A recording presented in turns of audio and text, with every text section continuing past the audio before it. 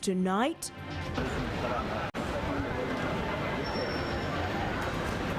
Voters in Soroti City East by-election have spent the day electing their Member of Parliament amid arrest. Electric lorries, electric minibuses.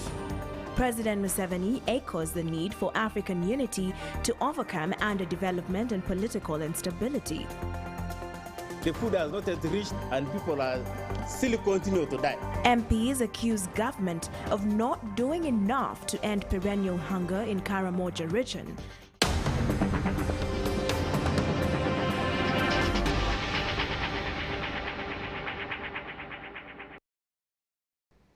A very good evening to you and welcome to CTV PM Edition with me, Melissa Mboha, and Isaac Luchamuzi on Sign Language. We start off from Soroti District, where voters in Soroti City East by-election have spent the day electing their Member of Parliament. Electoral Commission officials distributed voting material to various polling stations early in the morning under tight security. The exercise, however, was marred by arrests and reports of attempted vote rigging. The three candidates in the race are FDC's Moses Atan Okia, NRM's Herbert Edmund Ariko, and UPC's Pascal Amuriat. Take a look. By 7 a.m., voters were lining up at various polling stations to cast their votes. FDC officials, however, cried foul after reports that security operatives had arrested party president Patrick Amuriat and dozens of polling assistants.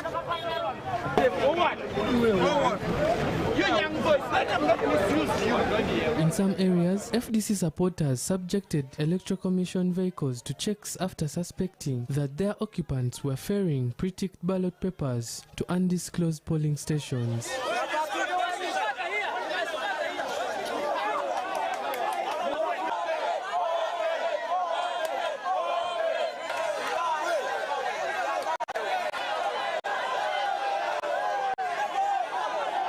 However, no such electoral materials were found by FDC supporters. NRM's Ariko and UPC's Amuriat cast their votes at Merapesu Primary School.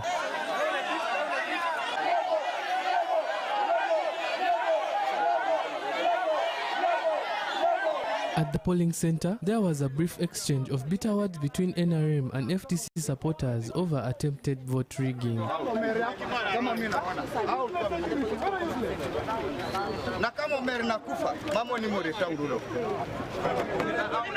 Ariko was cheerful and that he would win the race. Otherwise, as the NRM, we know the victory is ours. We are very confident.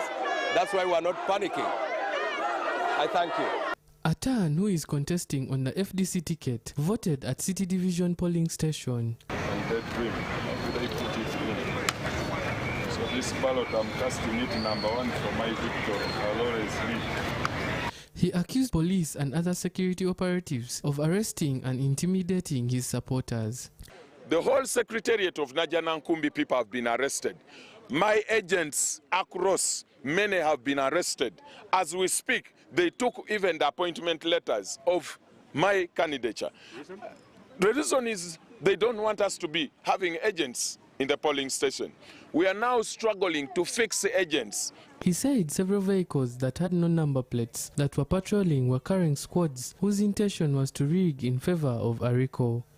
We know the Electoral Commission is working against us. We know how the presiding officer has been prepared a chopper to fly her out. We are aware of this, but we are going to fight. In the busy city center, tension was high as police patrolled the area. Some shops were closed. Police spokesperson in Choga East, Oscar Agecha, says FDC President Amuriat, Kampala Deputy Lord Mayor Doreen Nyanjura, together with over 40 people were arrested. He said they were detained for attempting to engage in malpractice. EC spokesperson Paul Bukenya says the exercise was generally peaceful. Latest reports indicate that EC officials are still tallying votes. The so-called rebel members of parliament from the ruling National Resistance Movement are disappointed with the presidential address on the current state of affairs delivered last night by President Yoweri Museveni. According to members of parliament Theodore Sechikubo and Barnabas Tinkasimire, the president did not offer any solutions to skyrocketing fuel and commodity prices. Adams Mayambala has the details. The president last night delivered his State of the Nation address on the current state of affairs in the country to give solution to the current economic crisis in Uganda, which has seen citizens grapple with the high prices of commodities and fuel.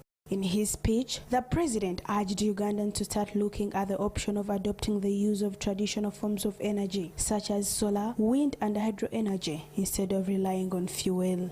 This little money we have, instead of putting it here, where there is danger and people are running away, let us put it where we are going. Two places. Number one, electric vehicles, electric buses, electric lorries, electric minibuses. They're even talking of electric borders, I hear. Following his address, the so-called rebel MPs from the ruling party, the National Resistance Movement, Theodore Sechikubo of Remiyaga County and Barnabas Tinkasimire of Buyanga County constituency have today reacted to the president's speech. We were expecting some serious intervention, robust response by government on the rising fuel.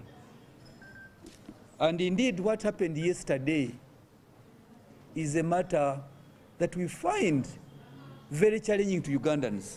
The president knows where the problem is coming from, but for him, because he's comfortable, he says, it's okay, I am not ready to help Ugandans at any cost. According to the legislators, Uganda is not ready for electric vehicles because the required infrastructure is still absent. If even the developed countries like Germany, France, UK, United States and others have not been able to adopt the electric vehicles, and now you come, you tell the country that you Ugandans, hold your fire, we have found hope. Less than 10% of the roads that we have in this country, I am meaning community roads, district roads, and national roads. Less than 10% is tarmac. So, you are inviting Ugandans to buy electric cars and ride them on Maram roads. Other MPs who have reacted to the speech believe that the government is not trying hard enough to help the citizens who are facing tough times. According to the legislators, Uganda should pick a leaf from Kenya, which has set prices for particular food items. The interventions have been very clear. In Kenya, there has been a price control on unga, maize. We have also seen countries coming up with subsidies on generally providing subsidies. I want to appeal to the executive that it is high time that we really focus on spending money where it matters. There are a lot of expenditures that we can actually do away with. On the other hand, the de facto rebel MPs have also accused the president of neglect to include people from Buganda in his cabinet following the recent appointment of DP President Norbert Mao to the position of Minister of Justice and Constitutional Affairs.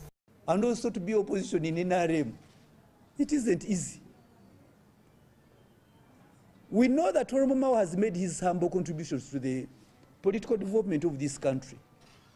He stood strong against Betty Bigombe, but for you to say that you are going to change the system, that you are coming in with truth and justice, and you follow truth and justice, why doesn't he do other things? President Museveni looks to be very angry with Uganda. And anyone who is not, he has never talked vehemently about the coffee. When they rejected that thing of Vinci, with the Italian, the dealer, he opted to every address to be talking about coffee. Coffee is what the Baganda can be proud of.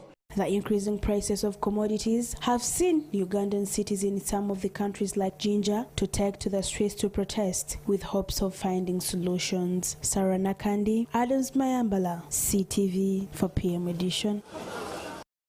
Members of Parliament constituting the Parliamentary Forum on East African Community Affairs have been urged to work together in the spirit of patriotism to help bolster development in the region.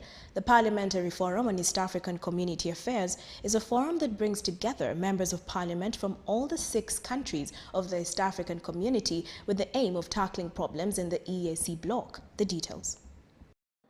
Don't worry.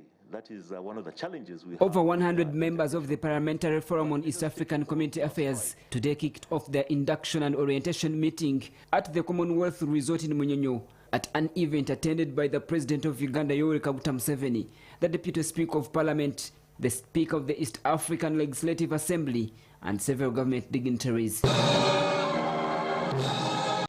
In his address, President Museveni urged the members of the East African community to be patriotic and learn to work with each other. Museveni says the community should benefit everyone. This integration is not for the leaders, it is for the wananchi. Especially if the wananchi wake up and become wealth creators. When the wananchi become wealth creators, then the issue of integration comes up. According to President Museveni, East Africa is capable of creating a union that can be very powerful, revealing that he has always advocated for a united federation.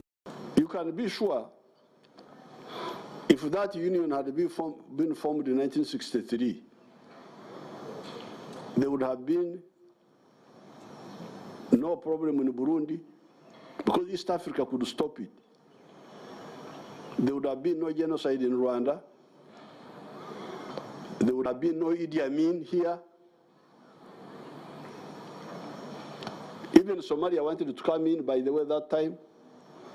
These problems you see in Somalia would not be there. In his keynote address, a special guest speaker, Professor P.L. Olumumba, spoke of Pan-Africanism and how territorial boundaries were a historical injustice orchestrated by colonial masters. And it is in my understanding that the treaty under whose aegis the East African community is now rested is designed to ensure that the people of East African community is indeed located not only in the hearts but in the minds of the people of East Africa. According to Professor Lumumba, the scramble and partition for Africa is still taking place even up to today.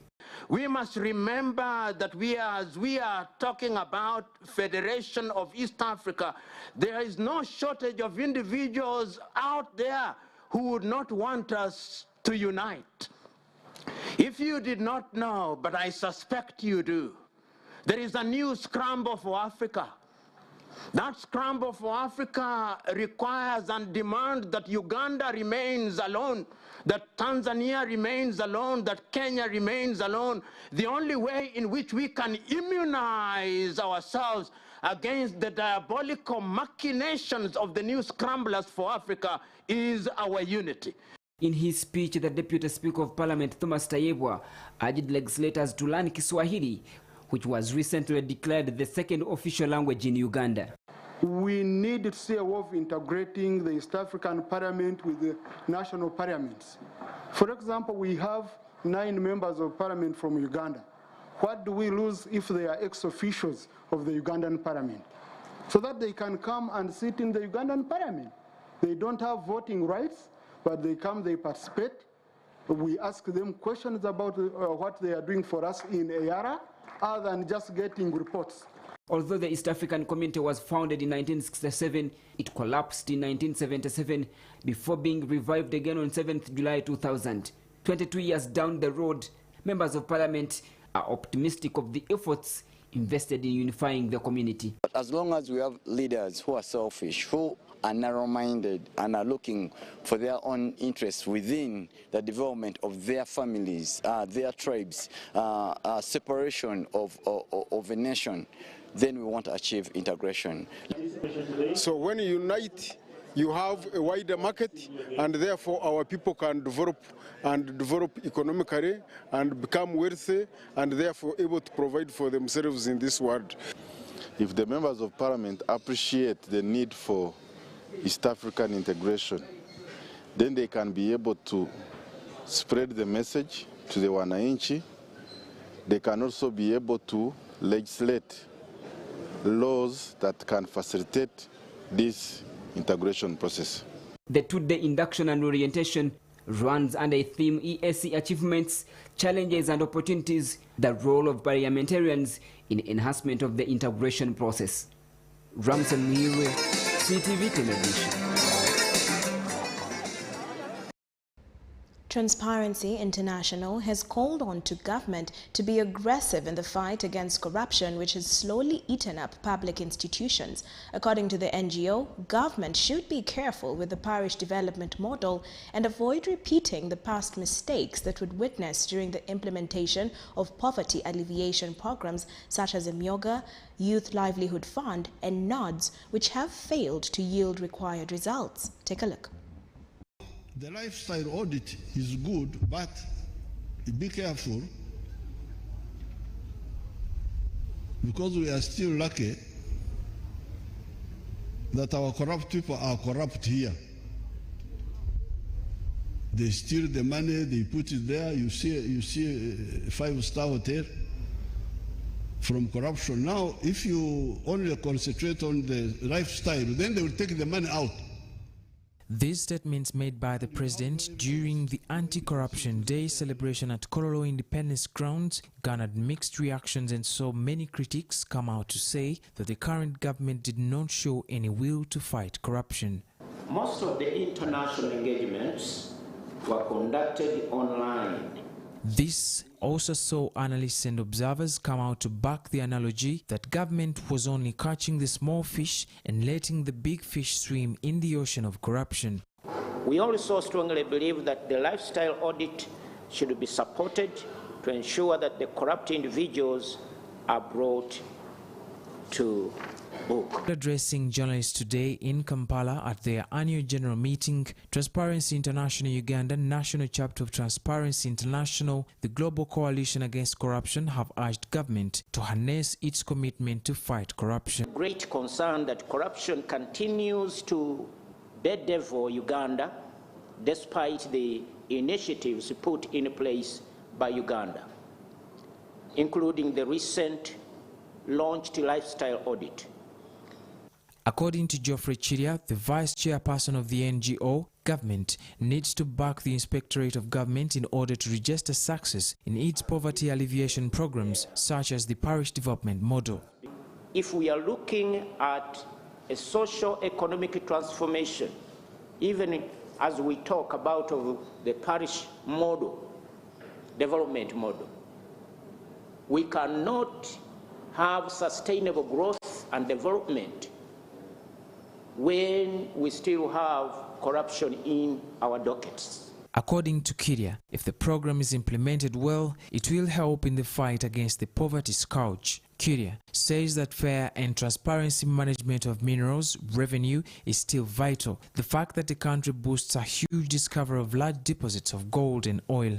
According to the report by the Inspectorate of Government on Corruption, Uganda loses 10 trillion shillings per year, which is almost the same amount anticipated in Uganda's oil revenue. Over the years, Corruption Perspective Index has always put Uganda among the 30 most corrupt countries in the world, despite the presence of laws, policies and institutions. The file was compiled by Kefas Mayumba for CTV PM Edition.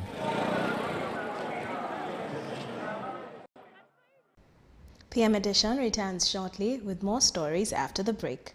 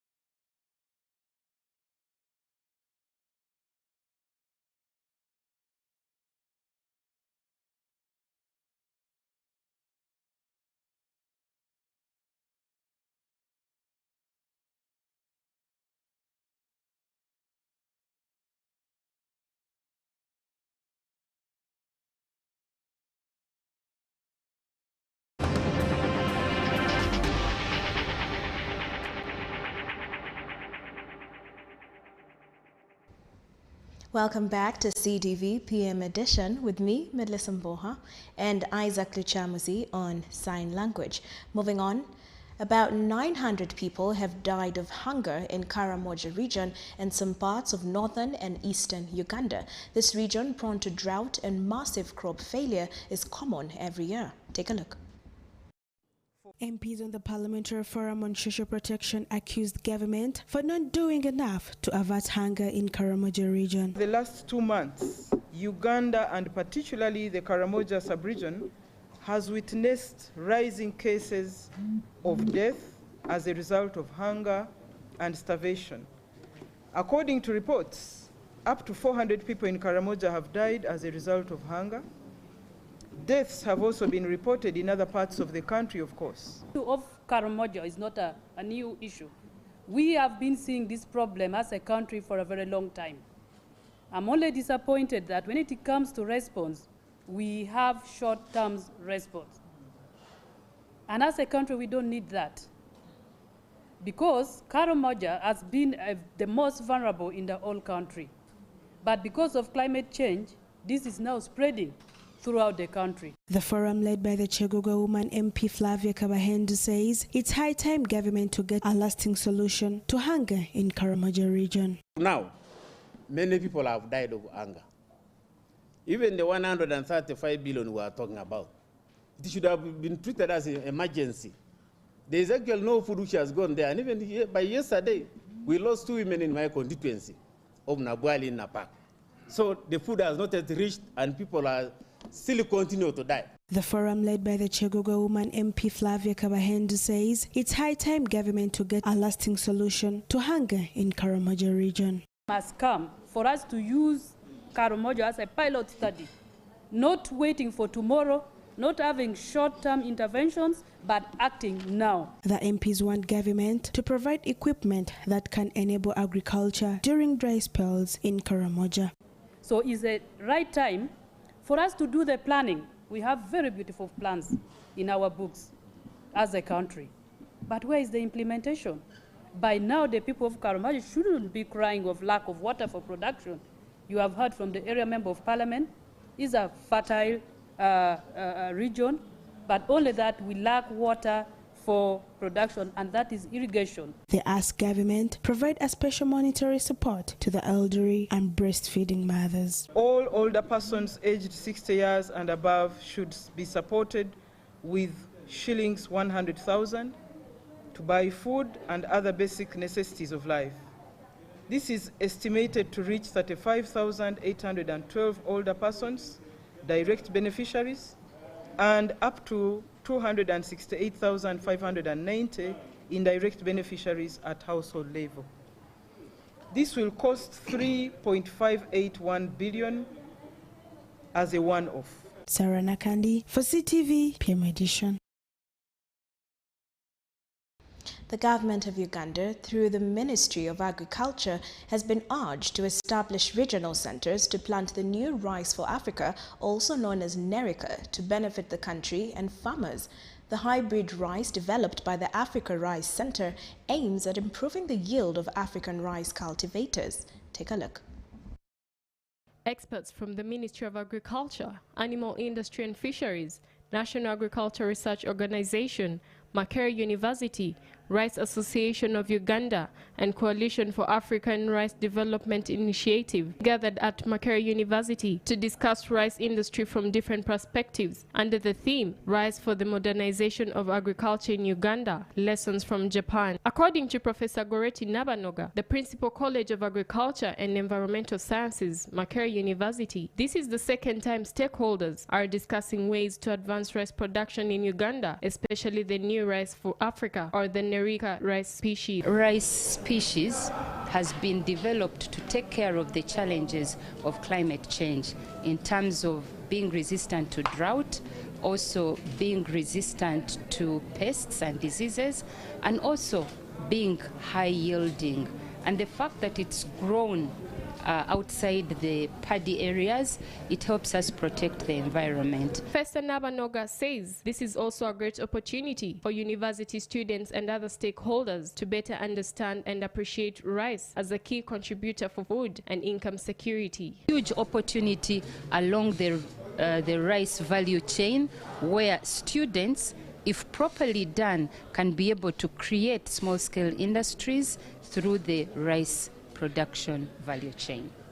Suboy Teshushi, a rice expert in Uganda for over 15 years, says they will continue with their ideas for developing countries through different projects, but emphasis will be put on agriculture, especially the rice growing. According to Ambassador James Baba, the former Minister of State for Internal Affairs, say in order to fight hunger and starvation, rice production needs to be turned up a notch higher. Through the Ministry of Agriculture, should now establish regional centers where this rice is grown, where a lot of rice is grown, so that we begin to process this rice into quality products. No stones, well polished, well packed. Japan has a 200-year-old tradition in rice cultivation and management, something officials from Japan International Cooperation Agency believe is important for Ugandans. They have also pledged to support Ugandans in different sectors, including rice growing. We are heading to double the production of rice in this country too. The Japan International Cooperation Agency in Uganda primarily focuses on improving the environment to attain economic growth, raising incomes in rural areas, improving the living environment through health services and water supply, and providing support in the northern region. Hope Nyongereza, CTV PM Edition. In our regional news, protesters took to the streets for a third consecutive day after at least 15 people were killed and dozens of others injured during the previous 2 days of demonstrations in Congo's east against the United Nations mission in the country. And while Russia is isolated in the west for waging a war in Ukraine, the red carpet was laid out for Foreign Minister Sergei Lavrov during his 4-nation tour of Africa. The UN said on Tuesday 1 peacekeeper from Morocco and 2 international policemen from India serving with the UN peacekeeping force were killed, as well as a policeman from Egypt who was injured at the UN base in Butembo in North Kivu province when violent attackers snatched weapons from Congolese police and fired on UN personnel. UN Secretary-General Antonio Guterres has condemned the violence targeting multiple UN bases across North Kivu since Monday, according to a UN spokesman. Demonstrators set fires and forced entry into the UN mission offices in Goma, accusing the peacekeeping force of failing to protect civilians amid rising violence in Congo's eastern region. They are now calling for the UN forces present in Congo for years to leave.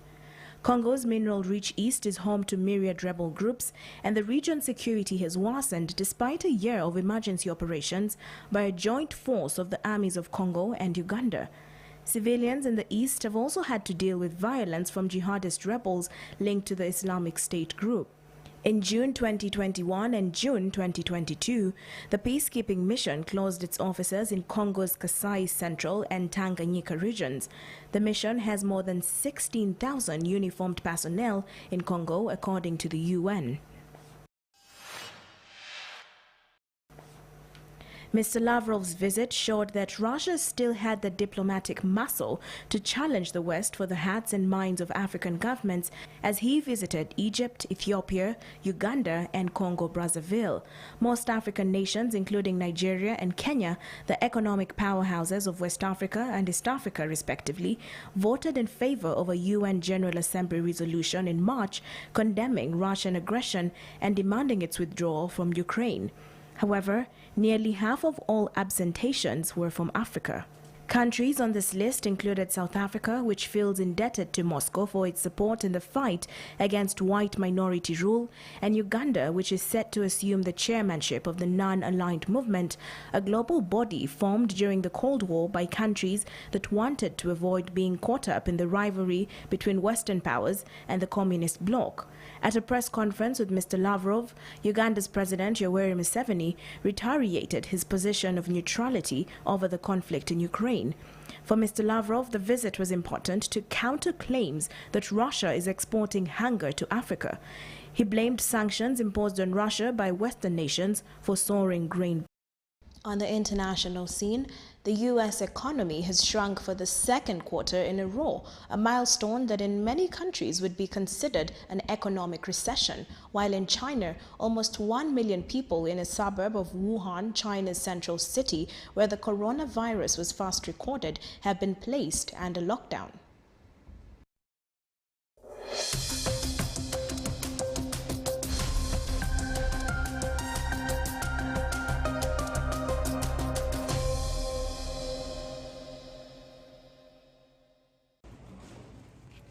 Prices for groceries, petrol and other basics are rising at the fastest pace since 1981. As the U.S. Central Bank raises borrowing costs quickly to try to cool the economy and ease price pressures, fears are rising that a recession is coming if it has not officially started already. Faced with sinking public confidence, U.S. President Joe Biden has tried to make the case that the economy remains sound, noting that the unemployment rate remains at a low 3.6% and hiring has remained strong. This week, ahead of the data from the Commerce Department, he told reporters that the economy was not going to be in a recession. That prompted his opponents in the Republican Party to accuse the White House of trying to redefine the term. Recent reports have shown consumer confidence falling, the housing market slowing, and the fast contraction in business activity since 2020.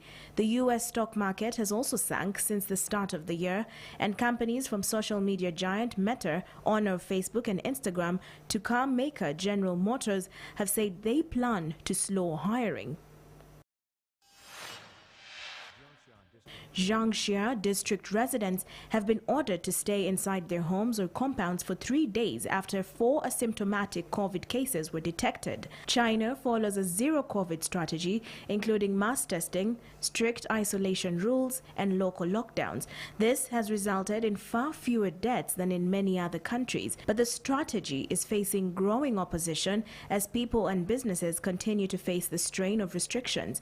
In Wuhan, a city of 12 million people, regular testing uncovered 2 asymptomatic cases 2 days ago. 2 more cases were found through contact tracing and shortly after the lockdown order was issued. Wuhan became known around the world in early 2020 as the first place scientists detected the new coronavirus and the first city to be put under harsh restrictive measures.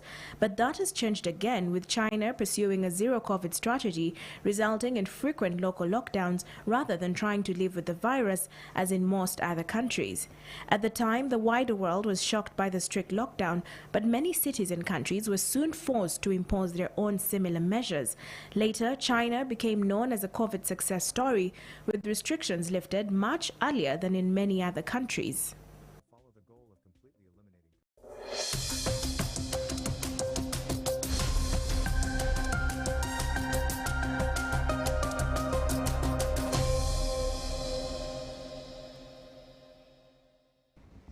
We return shortly with more news from the world of sports, so don't blink.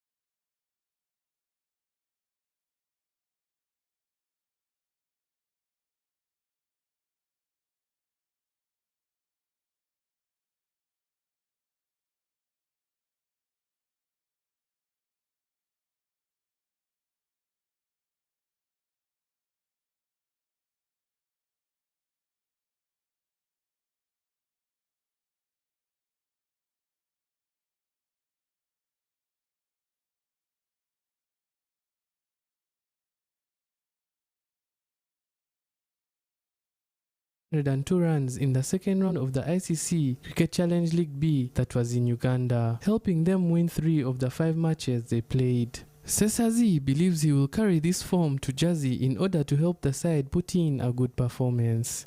I believe in myself. I believe I can do the job for the team, and that, you know, brings the form all together. So with the form I have, I just believe that I'll do my job. I'll do the best that I can to make sure that we come out victorious. The Cricket Cranes head into the third round, top of the 6-team log, after attaining 16 points in 10 games over the last 2 rounds in Oman and Uganda. Sesazi says that as much as this brings pressure heading to Jersey, the team will use this advantage to play well since they are fully prepared.